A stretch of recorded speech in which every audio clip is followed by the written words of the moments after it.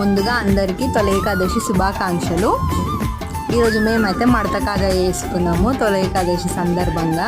మీరేం చేసుకున్నారో కామెంట్ చేయండి. ఇది ఎట్లా చేసుకోవాలో యూస్ చేయండి. ముందుగా అయితే మైదాపిండి తీసుకోవాలి, ఇంత బేకింగ్ పౌడర్ వేసుకోవాలి, నెయ్యి అన్న బటర్ అన్న ఇన్ని నీళ్ళు పోసుకుంటూ ఇట్లా ముద్దలాగా మంచిగా కలుపుకోవాలన్నమాట. కలుపుకునేసి ఒక 10 నిమిషాలు పక్కన పెట్టాలి. ఆలోపు చక్కెర పాకం అయితే వేసేసుకోవాలి. గిన్నె పెట్టుకోవాలి, పొయ్యి ఆన్ చేసేసి చక్కెర వేసుకునేసి మెల్లగా గిన్నె నీళ్ళు పోసుకుంటూ ఇట్లా కలుపుకోవాలి. ఇంత ఇలా చేసుకోవాలి, మంచి ఇట్లా అతుక్కునేటట్టు కావాలన్నమాట.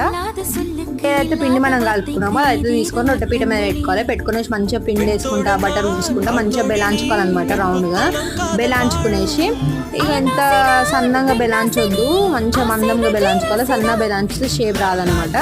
మంచిగా మందంగా బెలాంచుకొని ఇట్లా ఉండ్రంగా చుట్టుకోవాలన్నమాట. చిన్న చిన్న నెయ్యి పూసుకుంటా చుట్టుకునేసి ఇక చాకు ఉంటుంది కదా, చాకు తీసుకొని దాంతో ఒక ఇంచు కట్ చేయాలి. చూసేసేయండి, మంచి షేప్ వచ్చినాయి.